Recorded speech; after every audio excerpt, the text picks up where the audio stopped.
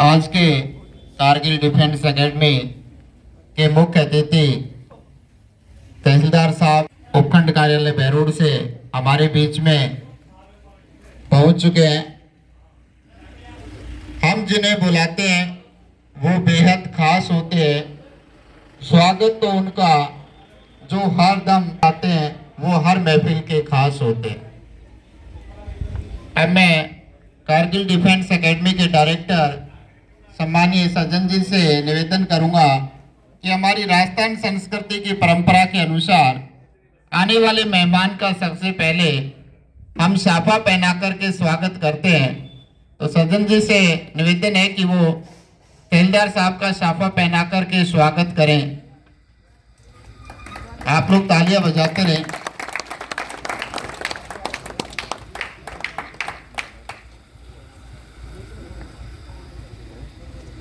बलबीर जी हवलदार साहब ऊपर आ जाएं, साफा पहनवाने में सज्जन जी की मदद करें। आप इस कारगिल डिफेंस एकेडमी के पारिवारिक सदस्य हैं।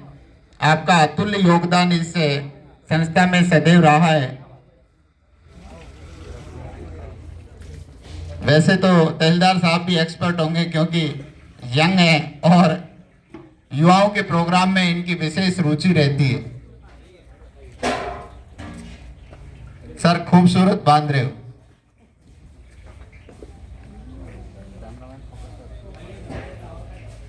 इसी परंपरा में मैं मंच के लिए आमंत्रित करूं एक्स सूबेदार मेजर हवा सिंह जी घड़ी मासर से हैं, वो भी मंच पे आए और शिवराज जी वो भी मंच पे आकर के उनको साफा पहनाए।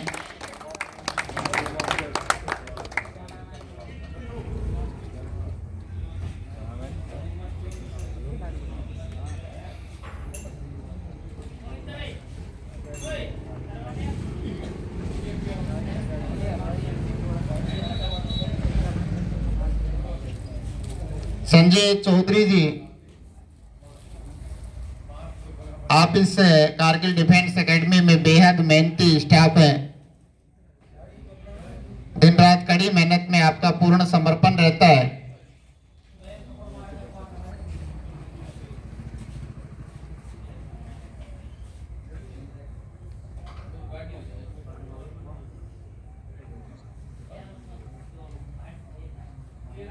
और सूबेदार मेजर साहब, मैं आपके स्वागत में दो लाइनें कहना चाहूंगा कि जमाने भर में मिलते हैं आशिक कई, जमाने भर में मिलते हैं आशिक कई, मगर वतन से खूबसूरत कोई सनम नहीं, मगर वतन से खूबसूरत कोई सनम नहीं।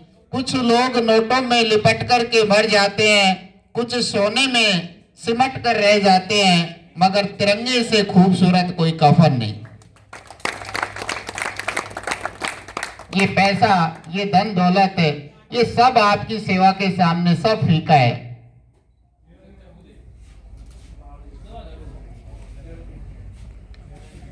अब इसी स्वागत की कड़ी को मैं आगे बढ़ाते हुए नायब सूबेदार उदय सिंह चौहान जी से निवेदन करूंगा कि वो भी मंच पे आए।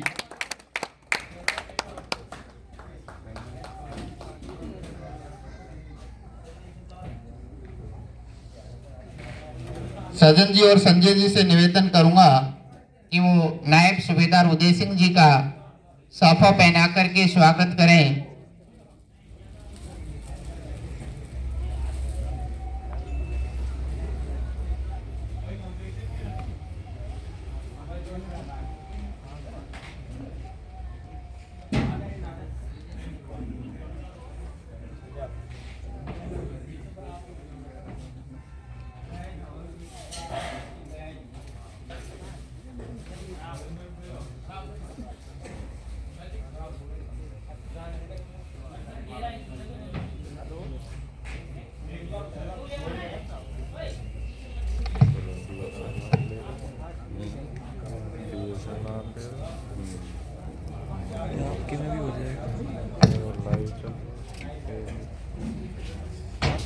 अब मैं स्वागत की इसी कड़ी में कैप्टन रामूतार जी, कैप्टन रामूतार जी से आग्रह करूंगा कि वो भी मंच पे आए, उनका भी साफा और माला पहना करके स्वागत करें। सजन जी से आग्रह, कैप्टन रामूतार जी से कारगिल डिफेंस एकेडमी को अपने परिवार की तरह संभालते हैं, इन बच्चों को अपने परिवार के बच्चे समझते हैं। जिस पद से आप सुशोभित रहे, उस पद की गरिमा को आप बनाए रखते हुए बच्चों के बीच में अपने स्नेह व्यवहार से जाने जाते हैं।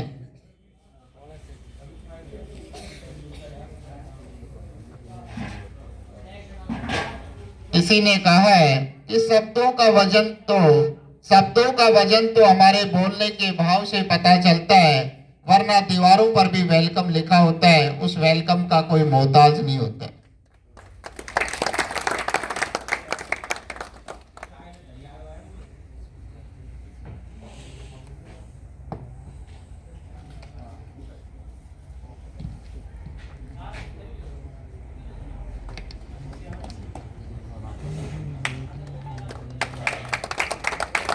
आज कारगिल डिफेंस एकेडमी ने अपने जो ग्रेट अचीवमेंट था, उसकी एक वर्षगांठ मनाने का और विद्यार्थियों को सम्मान करने का।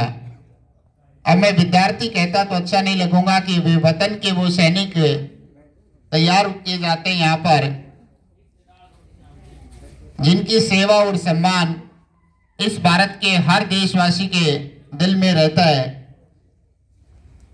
थोड़ा सा मैं कारगिल डिफेंस एकेडमी का परिचय करा दूं साहब, कि कारगिल डिफेंस एकेडमी 30 जुलाई 2018 को स्थापित की गई और 5 साल के कैरियर में 165 प्लस सिलेक्शन दिए इस एकेडमी ने, शानदार उपलब्धि रही।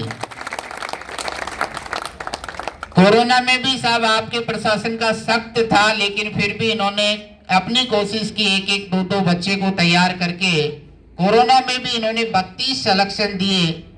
ये भी एक बहुत बड़ा अचीवमेंट है कि बच्चे ना रहते हुए भी उनको धीरे धीरे जोड़ करके कड़ी से ऑनलाइन करके 32 सिलेक्शन दिए और 21-22 में फिर 56 सिलेक्शन दिए और 22-23 में पूरे 60 नहीं 70 सिलेक्शन दे करके अब तक 165 सिलेक्शन दे चुके हैं।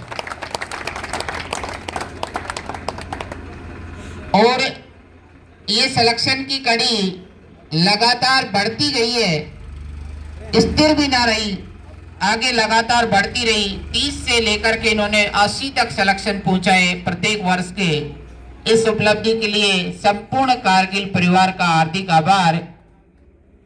और बड़ा दिल रखते हुए सजन जी ने एक और घोषणा की है कि अब आज के बाद में हमारे आसपास के जितने भी बीपीएल परिवार के बच्चे हैं, जितने भी विधवा महिलाएं हैं और जितने भी हमारे शहीद परिवार हैं, उनके बच्चों को निःशुल्क कोचिंग कराई जाए।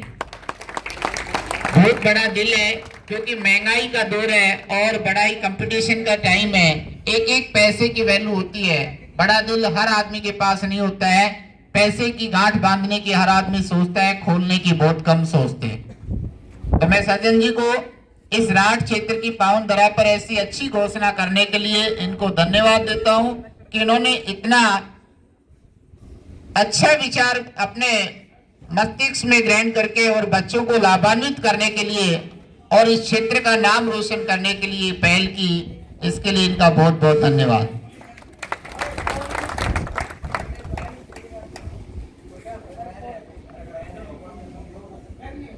पिछली बार यही जो प्रोग्राम था, तो इन्होंने एक वादा किया था कि मैं हमारी जो बहनें जो देश सेवा के लिए तैयार हैं,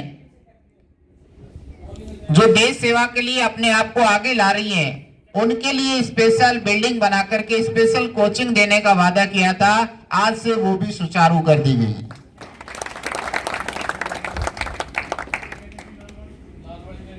हमारे प्रतिभावान छात्र हैं जो सिलेक्टेड हुए लास्ट ईयर में, उनकी एक लंबी सी लिस्ट मेरे सामने रखी है और बड़ा गौरवान्वित होता है कि एक एक बहरूड तहसील से अगर मैं 28 अभी प्रेजेंट में 28 जो छात्र हैं वो सिलेक्टेड हुए हैं। अगर इसको पूरे इंडिया के लेवल पे देखें तो बहुत बड़ा अचीवमेंट है जिसका आप अनुपात नहीं लगा सकते। बड़े बड़े हब खुले हुए हैं, बड़ी बड़ी आप तो ये जो कोचिंग सेंटर है दुकानों की तरह और व्यापार की तरह हो गए, लेकिन सेवा और समर्पण कहीं कहीं हमें देखने को मिलता है कि दिल से जुड़ करके बच्चों को अच्छी भावना, अच्छे संस्कार दे करके और बच्चों को तैयार करना। मैं भी शिक्षा क्षेत्र से हूं और मेरे भी विद्यार्थी यहाँ खूब आते हैं। मैंने एक समर्पण और एक सेवा का भाव इस संस्था में देखा, क्योंकि राजस्थान के ऐसा कोई शिक्षा क्षेत्र नहीं होगा जहां मैं नहीं गया, लेकिन यह मैंने देखा कि धार्मिक भावनाओं में अपने पास में बजरंगबली का मंदिर है, मंगलवार को बच्चे जाते हैं, साफ सफाई करते हैं और बड़े अनुशासित, समय समय पर सामाजिक सेवाओं का मौका जहां जहां मिलता है ये जाते हैं। तो ऐसी भावनाएं भी, समाज में संस्कार भी मिले और सेवाएं भी मिले और नौकरी भी मिले, ऐसी संस्था का कोई तोड़ नहीं है। शिक्षा हर जगह मिल जाती है, लेकिन शिक्षा के साथ साथ हमारे संस्कार और हमारे व्यवहार में परिवर्तन नहीं आया तो हमारा वो प्रतिभाशाली विद्यार्थी, हमारा वो सेवारत बच्चा हमारे जीवन के लिए खूबसूरत नहीं बन सकता। क्योंकि एक माता पिता ये चाहता है कि मेरा जीवन खूबसूरत बने और उस खूबसूरत जीवन को बनाने के लिए संस्कार प्राथमिक चीज है। और प्राथमिक अगर हमारे पास संस्कार नहीं है तो हमारा सफल होना भी कोई औचित्य नहीं है। अब मैं आज के विशिष्ट अतिथि सम्मानीय तहसीलदार साहब से आग्रह करूंगा कि वो हमारे जो सामने प्रतिभावान छात्र बैठे हैं, जो आने वाले समय में देश के लिए सबसे बड़ी वर्दी पहनेंगे, उनको अपने मधुर वाणी और स्नेह शब्दों से लाभान्वित करें। सम्मानित तहसीलदार साहब।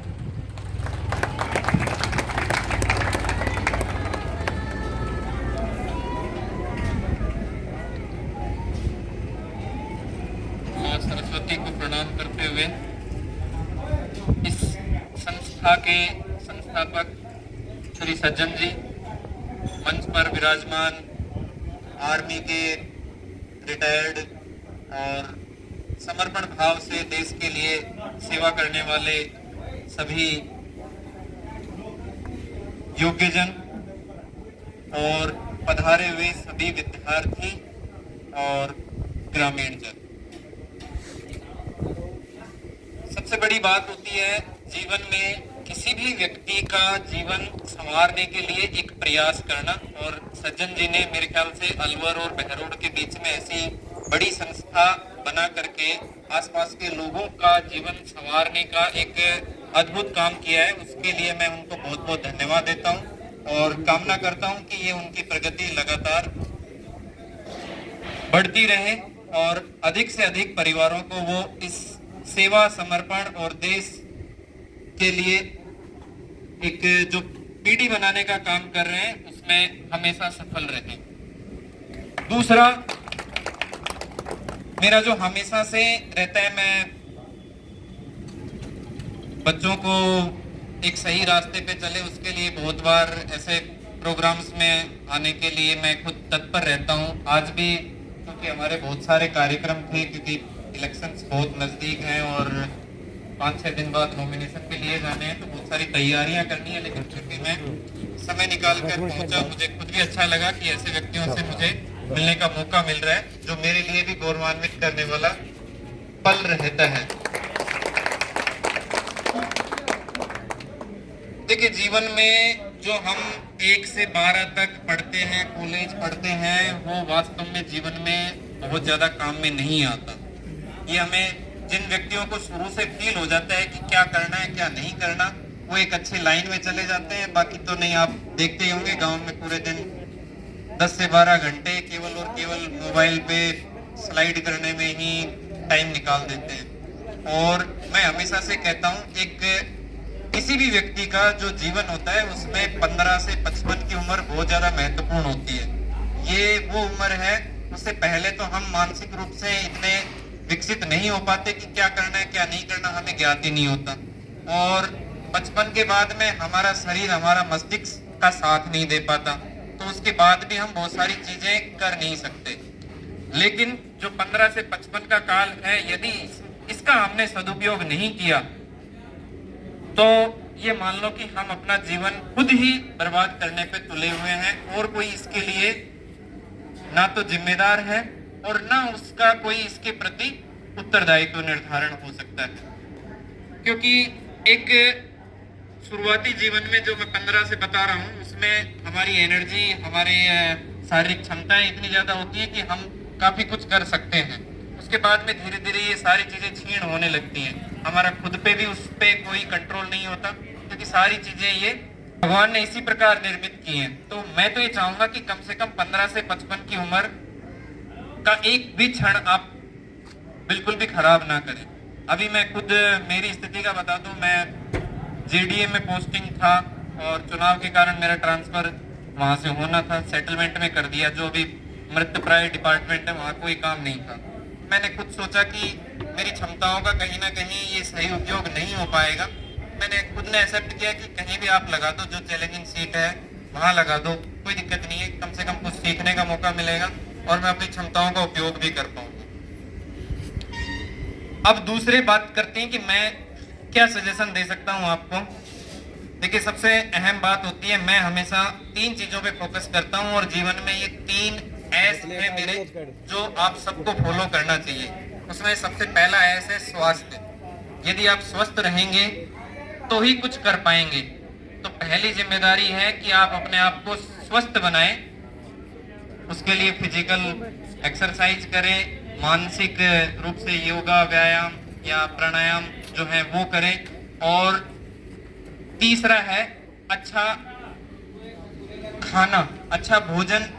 ये तीनों चीज नियमित रूप से आपको ध्यान देनी है, जब आप स्वस्थ रह पाएंगे। आप खुद फील कीजिए, एक दिन सर्दी जुकाम भी हो जाती है, जो नॉर्मल सी बात है, उस दिन आपका किसी काम को करने में मन नहीं लगेगा। तो कोई और गंभीर चीज हो जाती है आपके साथ, आपके स्वास्थ्य के कोई परेशानी होती है, तो मेरे ख्याल से किसी चीज में मन नहीं लगेगा, आप 100% दे नहीं पाएंगे। तो पहला है कि स्वास्थ्य पे, और अपना तो पुराने काल से ही कहते आ रहे हैं कि पहला सुख निरोगी काया।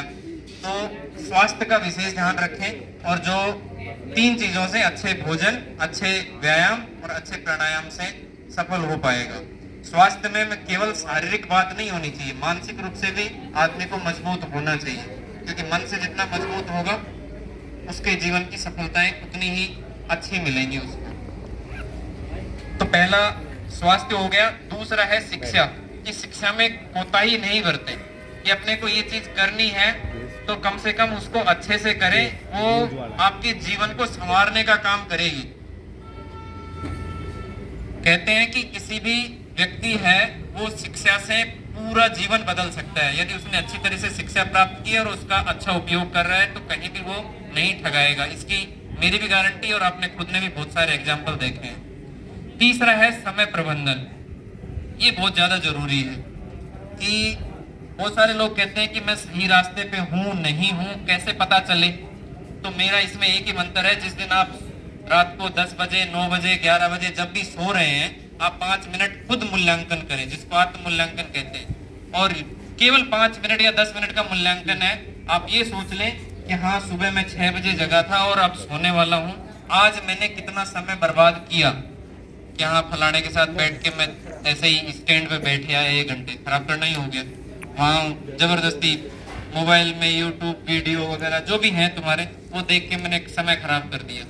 तो आपकी जिस दिन कैलकुलेशन